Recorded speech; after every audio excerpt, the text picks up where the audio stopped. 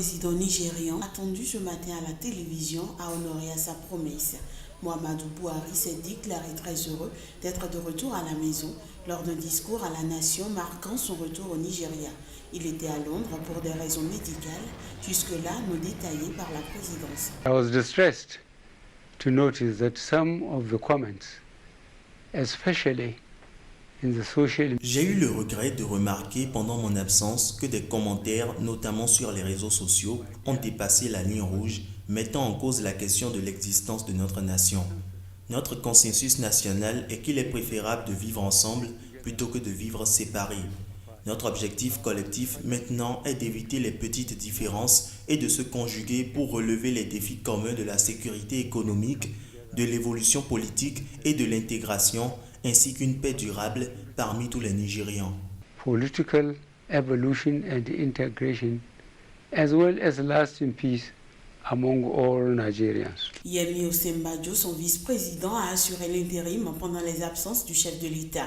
Il a de fait quasiment dirigé le pays sans discontinuer depuis le début de l'année.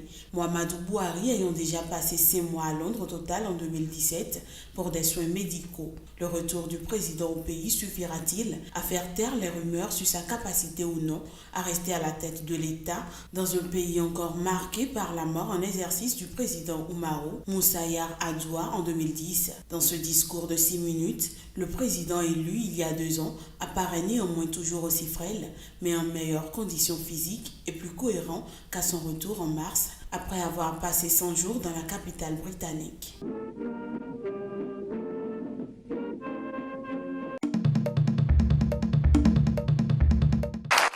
C'est un nouveau coup dur pour le Burkina.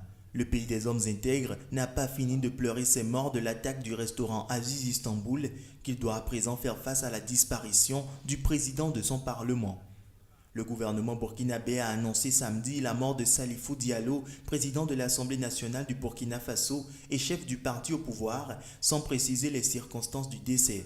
D'après une source diplomatique burkinabé à Bruxelles, le président du Parlement a été retrouvé mort dans un hôtel de Paris.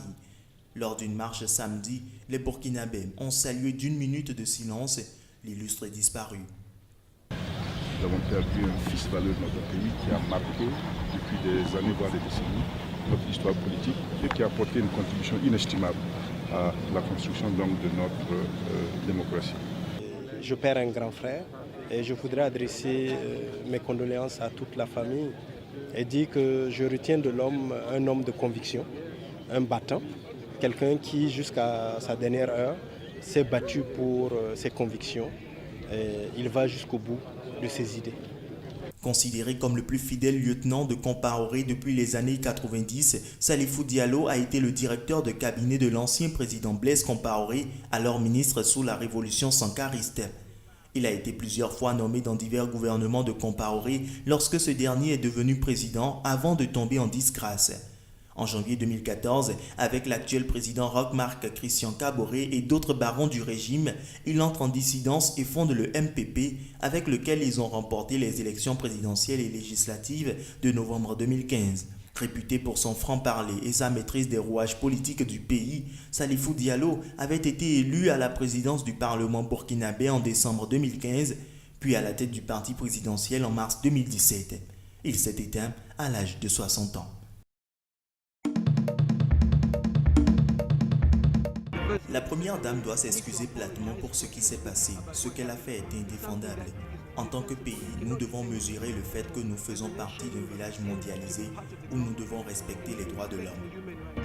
Les réactions ne se font guère reluisantes sur la première dame du Zimbabwe, alors que cette dernière, ayant obtenu l'immunité diplomatique, est rentrée à Harare ce dimanche.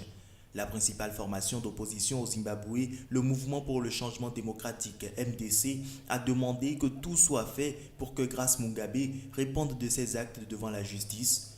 La première dame était accusée d'agression en Afrique du Sud. Vous ne pouvez pas battre l'enfant de quelqu'un d'autre dans un pays étranger. Je pense que cela donne à réfléchir sur la famille présidentielle. J'ai toujours dit qu'elle avait un tempérament qui avait besoin d'être contrôlé. Elle a besoin de cours pour apprendre à gérer sa colère.